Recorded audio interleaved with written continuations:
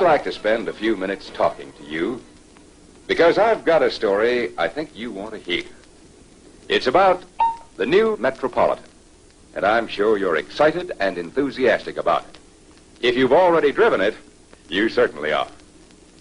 If, on the other hand, you haven't, well, you better get the keys and drive it, because you're really missing a thrill. You know, it's a Nash, and the very presence of the Nash nameplate means it's well-built, attractively styled, a good performer, and sensible from a service standpoint. Now, there are some very interesting things about this car that a casual glance might not reveal. Since you're going to be selling the Metropolitan, we'd like to tell you about some of these things. They'll help you in your selling. Bound to. So concentrate on these mechanical details, not only because the Metropolitan is different from any other car, but because a great many prospects for a car of this type will be mechanical-minded enthusiasts who'll appreciate and be interested in superior mechanical construction. Let's first consider the enclosed front wheels, the Continental tire mount, and the distinctive grille, which all identify the Metropolitan as a member of the Nash family. And the three-piece wraparound rear window treatment lets you see exactly what's behind, particularly valuable when backing into a tight place. And of course, you can get into tight places with the short wheelbase of 85 inches and the overall length of only 149.5 inches, making this an extremely maneuverable car. Now, just look at the thickness of this door. That's because passenger safety is vital. And this door gives you a clue to the way the whole car is built, with unitized air flight construction, the same all-welded single-unit construction you've been selling in the Ambassador, Statesman, and Rambler series. A cutaway view shows the foundation for this car's structural rigidity. All body and frame members welded to form a single unit. Indeed, this type of construction on the short wheelbase allows the convertible model to be made without overhead structural rails. Also visible from the underside is the famous Airflex front suspension, the same type used in all Nash cars. Not only does this give an amazingly smooth ride, but the positioning of the long coil springs directly over the wheel makes cornering firm and safe, gives the driver perfect control at all times. Not only that, but this suspension system allows caster and camber to be built in. The only adjustment ever required is the toe-in setting. And still another safety factor is the hydraulic brake system, designed to give maximum braking with little pedal effort because each front wheel brake uses 2 cylinders, actuating the brake shoes so both take equal advantage of the rotation of the wheel to provide smooth, effortless braking action. And remember, the brake linings are permanently bonded to the brake shoes. If new brake linings are required, factory bonded brake linings and shoes are obtainable. And this is important. The Metropolitan is designed to American specifications, for American drivers, for use on American roads, by an American firm, up to American standards of safety, comfort, and, yes, performance. For underneath this hood is one of the finest power plants ever placed in a car of this type. A 42-horsepower Austin engine, modified and engineered to American standards for the best combination of durability, performance, and economy. And here it is. Notice the compact design, how the engine offers complete accessibility. Now, this matter of accessibility is important, as many prospects for this type of car are tinkerers, men who like to do their own servicing as a hobby. Notice that the engine is the overhead valve type, the same kind that's made the Ambassador engine such a respected power plant. The advantage of this system is maximum power and operating efficiency from a given displacement because of freer fuel entry into the combustion chamber. The Metropolitan is equipped with a 3-speed standard shift synchro mesh transmission. not a transmission with 4 forward speeds. In fact, the only reason so many smaller cars use 4-speed transmissions is that they're so underpowered that a 3-speed transmission won't get them going fast enough. So the driver has to constantly down and up shift as he goes through traffic and around corners. Now, your prospects may wonder if a 4-cylinder car will be smooth enough.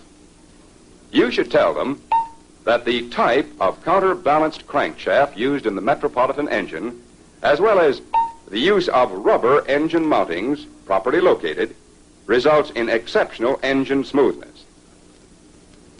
Now, another engine feature which will be new to your prospects is this fuel pump primer. Most of us don't run out of gas once a year.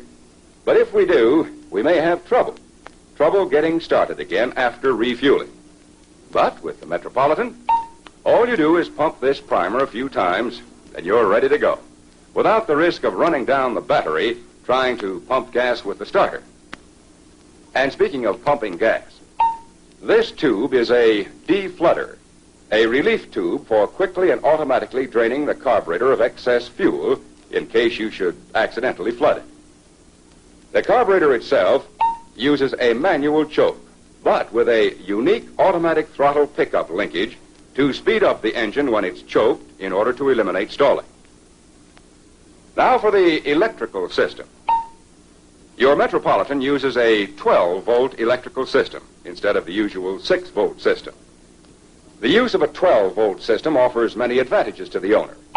Better starting in cold weather due to increased cranking speed, higher generator output for electrical accessories, and improved ignition performance. Because of the 12-volt system, you'll notice a different type of starter switch located here in the engine compartment. This higher voltage switch is actuated by a pull-type control, conveniently located on the instrument panel. But while we're still discussing under-the-hood details, notice this rubber hose, the valve cover ventilator hose, which draws fumes out of the valve cover into the air cleaner by the vacuum of the engine. This ensures added ventilation of the crankcase even when the engine is idling for long periods of time. And here's an economy feature, the cooling system, with a capacity of only 7.5 quarts. Since it is also a pressure system operating with 3.5 to 4.5 pounds of pressure, only a minimum amount of antifreeze is needed for maximum protection. For instance, an economical $2.37 worth of permanent antifreeze for 0 protection. Water is circulated by a pump through holes of restricted size at the front of the block, which force water to the rear and then back to the front. Now for economy. The Metropolitan has averaged as high as 41 and 57/100 miles per gallon in a controlled 24-hour non-stop test under ideal conditions. During this NASCAR supervised test, not 1 quart of oil or a drop of water was added, and no adjustments or repairs were needed. Now, let's consider some other mechanical features that a prospect can't see without disassembling major components. Here is the head itself. It's of an extremely hard and durable cast iron, and it is not necessary to use valve seat inserts. The design of the head is such that cooling water is close enough to the seat to quickly dissipate heat, giving long life operation. Now, the valve rocker arms are drilled to permit lubrication to the push rod sockets and onto the valve stem tips. This is a very important feature, one not even found in all higher-priced overhead valve engines. This oil cushion reduces annoying valve tappet noises. And here's an interesting feature, a hot spot valve in the exhaust manifold to preheat the intake fuel for better economy. Now let's consider the pistons. This cut in the cam ground piston makes it a split skirt type, just as is used in our finest Ambassador engine. It allows the piston to compress, giving quiet operation without piston slap. Each piston uses 4 rings, the compression rings tapered so only a small surface contacts the cylinder wall, and the 4th, or oil wiper ring, well ventilated so excess oil returns through the ring, through holes in the piston to lubricate the piston pins on the way back to the crankcase. From here we move to the connecting rods, so designed that the load on the bearing cap is not taken on the rod bolts. Still another feature for quiet, smooth engine operation is the timing chain for valve operation. Not only is the chain itself quieter than a gear drive, but valve timing remains correct longer because there is less wear in a chain drive. Now, something your technical-minded prospects may be interested in, the steering linkage. Considerably different from most cars because it's located farther back. This positioning of the linkage does not interfere with the car's favorable road clearance. Also, for the technical-minded, is the rear axle design, a three-quarter floating type, in which none of the weight of the car is carried by the axle shaft. The differential carrier can be removed without removing the axle assembly, and it is the hypoid gearing type. And there is also an easily accessible jack provision, which raises the car at the sides rather than at the bumpers, lifting front and rear wheels with little effort. And another feature for convenience is the door operation. Push to unlock controls on the outside and handles that lift to open on the inside, preventing accidental opening. Still another convenience feature is an electrically operated windshield wiper motor, which maintains constant speed even when the engine is under heavy load. And now, don't forget the accessories, standard equipment items which on other small cars are either not available or available only at extra cost. First, of course, are directional signals, visible from both the front and the rear, and of course, self-canceling. Others are a cigarette lighter, dual sun visors, and foam rubber front seat. These all help in making a selling comparison with other cars. In fact, whatever the yardstick, style, economy, performance, safety, service accessibility, or special features, the Metropolitan measures up. So when you present this car, be sure you know all about these features and be fully prepared to tell them to your prospects. Know your data book. Read your question and answer book. Use the catalogs to accent the points you make. And of course, the one best way to sell the Metropolitan is to get your prospect seated right here, driving this car, after you first demonstrated it by driving yourself. Just seeing the sporty, compact lines of the Metropolitan makes a prospect very curious about it.